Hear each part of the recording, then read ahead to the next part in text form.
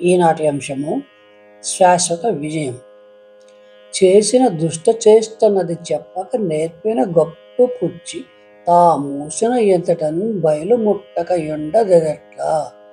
రాగిపై పూసిన బంగారం బెదిరిపోగడంగిన నాడు నాటికిందాసిన రాగి కనపడదా జనులెల్ల రంగ భాస్కరా. ఇక్కడ భాస్కర శతకంలోని ఈ పద్యము మనందరికీ తెలిసిన సత్యాన్నే మరింత సరళంగా వివరిస్తోంది. రాగి మీద బంగారు పూత పూసి దాన్ని మొత్తం బంగారమని చలామణి చేస్తే పైపూత తొలగిపోగానే అసలు బండారం బయటపడుతుంది.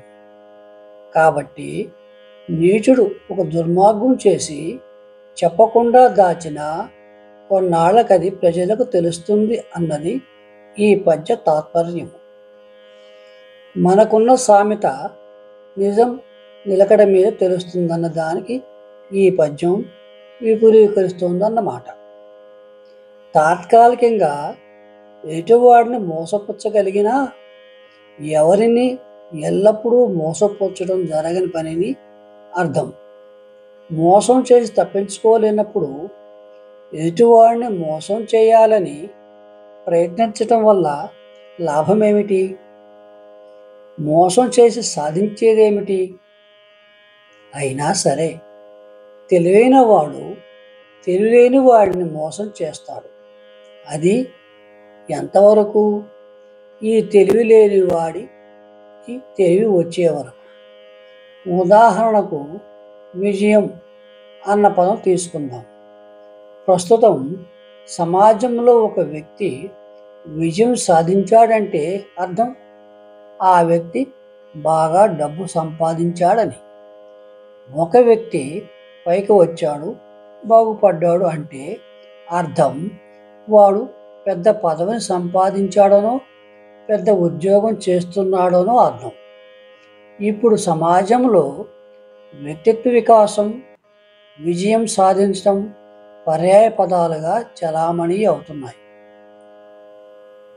ఒకప్పుడు అర్జునుడు స్వర్గానికి మెట్లు నిర్మించినట్టు ఇప్పుడు మన వ్యక్తి వికాసాకారులు విజయానికి మెట్లు నిర్మిస్తున్నారు.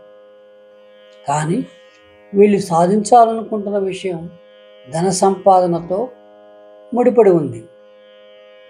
ఒక్కసారి మనం చరిత్రను పరిశీలించి మనం ఎంతో గౌరవించే వ్యక్తులు వాళ్ళు సంపాదించిన డబ్బుల గురించి ఆలోచిస్తే వాళ్ళెవరూ విజేతలు కారని స్పష్టంగా తెలుస్తుంది.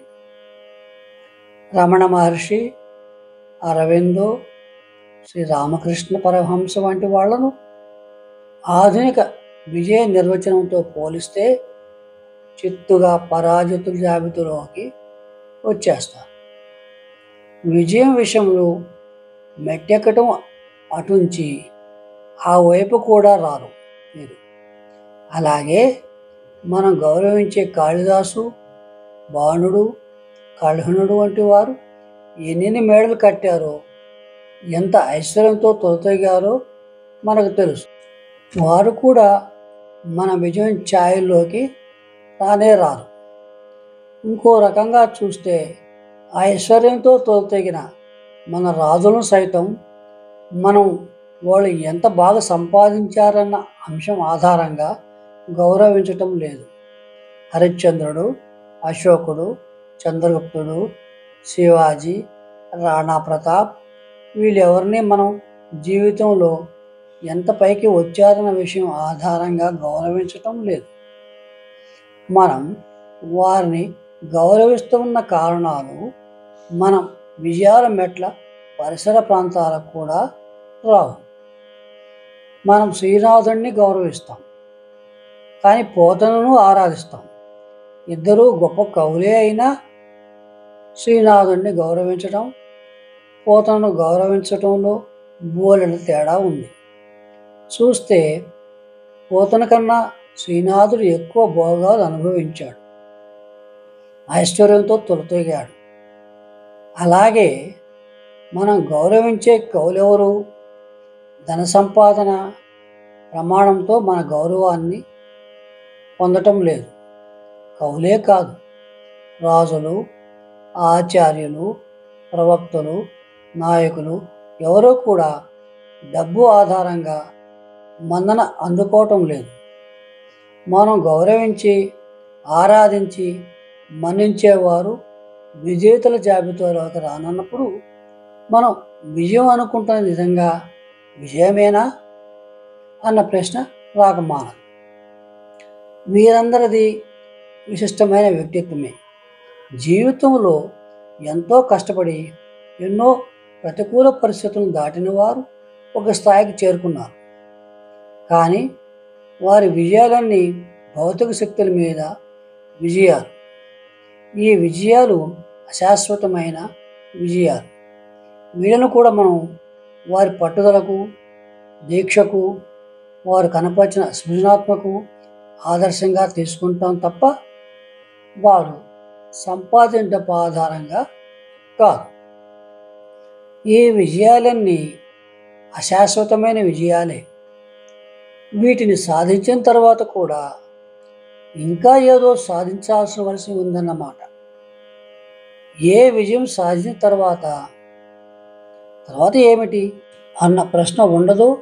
అది అసలైన విజయం అని ఈ ఉదాహరణ చూసి మనల్ని మనం ప్రశ్నించుకున్న తర్వాత మనసుకు తడుతుంది.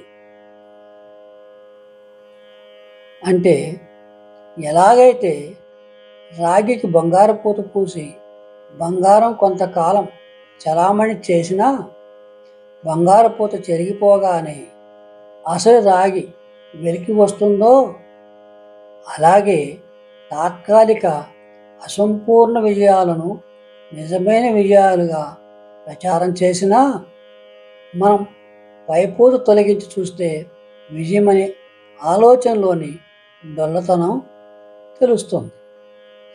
విజయానికి అసలైన నిర్వచనం ఏమిటంటే మనకు ప్రాతస్మరణీయులు, ఆదర్శమూర్తులు, శాశ్వత సత్యాన్ని సాధించిన వారు సాధించిన విజయమే నిజమైన విజయం.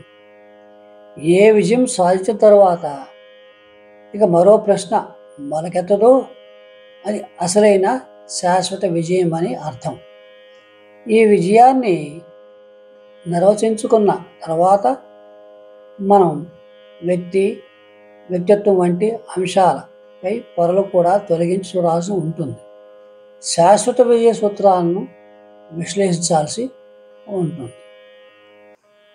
స్వస్తి.